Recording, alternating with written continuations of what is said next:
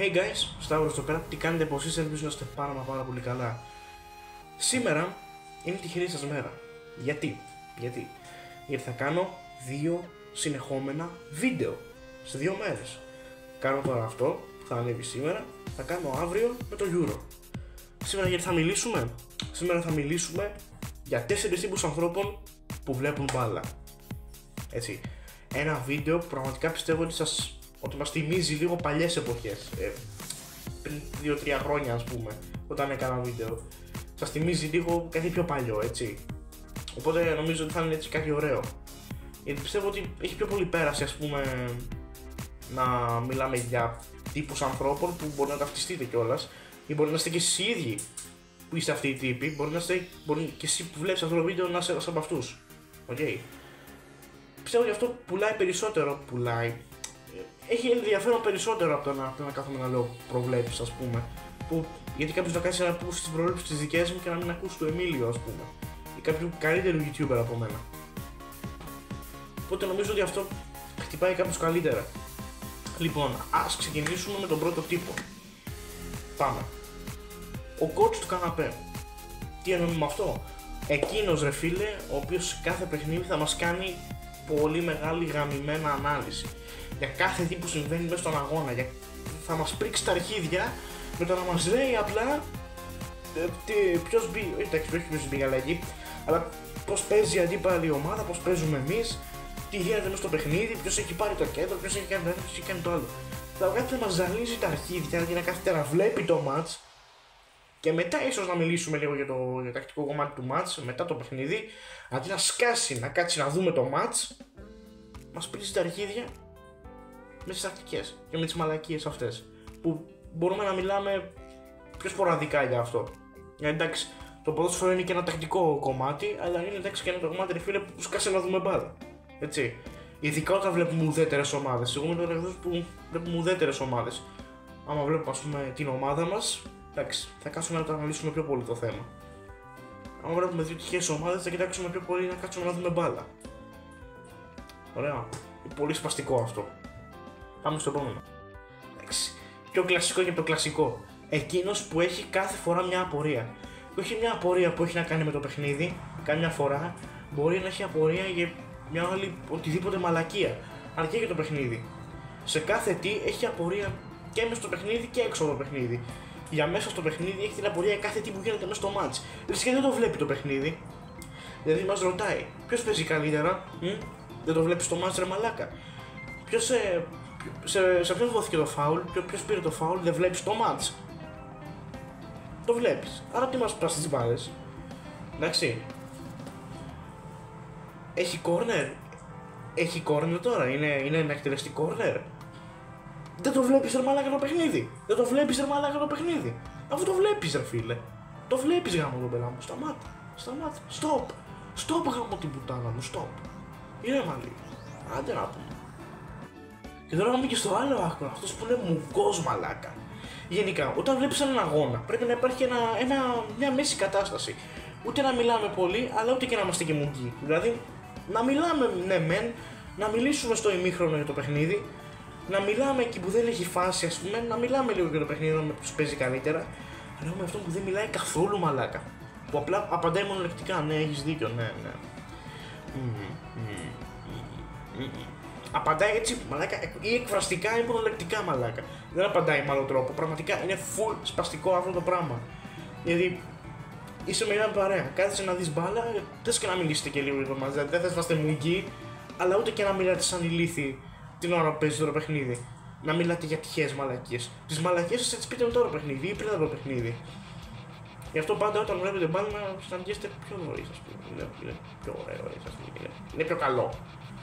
Okay. Μετά έχουμε τον άσχετο. Ο άσχετος, ο οποίος πραγματικά σε κάθε φάση που γίνεται στο παιχνίδι λέει ό,τι να είναι, μαλάκα. Λέει ό,τι να είναι. Είναι άσχετος ή είναι μαθής για το ποδόσφαιρο. Εντάξει. Προφανώς δεν γίνεται να τα ξέρουμε όλα. Αλλά ρε φίλε, να μην είσαι μη μαθής τουλάχιστον, να έχεις ένα αρκετά καλό επίπεδο, ας πούμε, στις γνώσεις. Τουλάχιστον όχι τόσο για τις ομάδες και όλα αυτά, τουλάχιστον για το πώς παίζεται το ποδόσφαιρο, έτσι. Για τους κανόνες, είναι και τι γίνεται στο ποδόσφαιρο, που πραγματικά νομίζω ότι είναι κάτι αρκετά απλό. Θεωρητικά έτσι, φυσικά είναι. Πάντα θεωρητικά. Μιλάμε και το να κάτσει να δει μπάλα. Εύκολο είναι αυτό το πράγμα, δεν είναι δύσκολο να κάτσει να δει μπάλα και να καταλάβει τι γίνεται μέσα στο παιχνίδι. Εντάξει. Δεν μιλάμε να είσαι παίκτη, μιλάμε να είσαι θεατή. Okay, για να το ξεκαθαρίσουμε αυτό. Δεν λέω ότι το ποδόσφαιρο είναι ότι είναι εύκολο άθλημα. Προφανώς σε καμία περίπτωση. Το ποδόσφαιρο είναι το πιο δύσκολο άθλημα. Έχουμε λοιπόν αυτόν άσχετο που λέτε, ο οποίος σε κάθε φάση δεν καταλαβαίνει τι γίνεται. Κοίτα που θα πετάει μια μαλακία. Και τώρα θα λέει τι γίνεται τώρα. Τι γίνεται τώρα, ρε μαλάκες, τι γίνεται τώρα. Τι γίνεται τώρα. Κάτσε να μάθεις. Και όταν καλείς, ας πούμε, δεν έρχεται, ας πούμε, για να δει μπάλα, έρχεται για να πει τις μαλακίες του. Αλλά όταν έχεις ένα άσχετο μέσα στην παρέα, ο οποίος λέει μαλακίες, προφανώς και εσύ, ρε φίλε, θα χαλαστείς. Εμείς θέλουμε να δούμε μπάλα, θα δούμε μαλακίες. Μοιάζει λίγο με κάποιον από τους προηγούμενους τύπους που είπα αυτός, μοιάζει λίγο. Αλλά οκ, εντάξει. Και τώρα πάμε ίσως στον χειρότερο από όλους, στον τρεις χειρότερο από όλους, ο οποίος είναι απεσιόδοξος. Ναι, εντάξει, όλα τώρα τα κάνει μια χαρά. Αλλά όταν βλέπει ότι χάνει η ομάδα του, και τελείωσε ρε, ξενέρωσα, την κλείνει τηλεόραση. Ή απλά φεύγω. Εντάξει. Δηλαδή το παιχνίδι μπορεί να είναι 2-0 στο 80 και να λέει τελείωσε ρε, δεν υπάρχει. Λες και μέσα στο ποδόσφαιρο δεν μπορούν να μπουν 2 γκολ σε 2 λεπτά, 2 γκολ σε 5 λεπτά, ακόμα και 3 γκολ, έτσι. Εδώ μέσα στο ποδόσφαιρο για να γίνει φάση πρέπει να περάσει 3 δευτερόλεπτα. Οπότε όλα μπορούν να συμβούν στο ποδόσφαιρο. Εγώ τουλάχιστον με αυτόν τον τρόπο βλέπω το ποδόσφαιρο, ότι όλα μπορούν να συμβούν και ότι ποτέ δεν πρέπει να τα παρατάμε, ότι ποτέ δεν πρέπει να χάνουμε τις ελπίδες. Ειδικά όταν βλέπουμε την ομάδα μας, έτσι. Οπότε έχουμε αυτούς τους τύπους οι οποίοι λένε τελείωσε ρε, και είναι full σπαστικό ρε μαλάκα.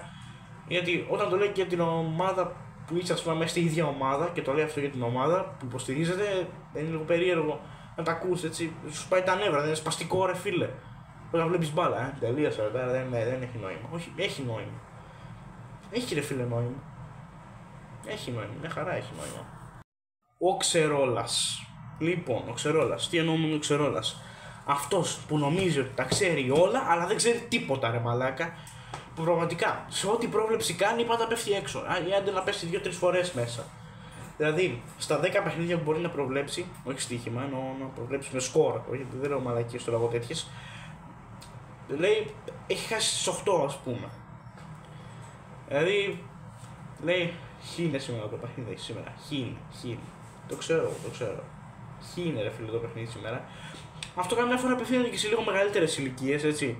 Έτσι λίγο μεσήλικες, προσηλικιωμένοι, έτσι λίγο παλιοί του ποδοσφαίρου, που εντάξει, έχουν την αυτοπεποίθηση ότι ξέρουν, αλλά καμιά φορά πέφτουν λίγο έξω, έτσι.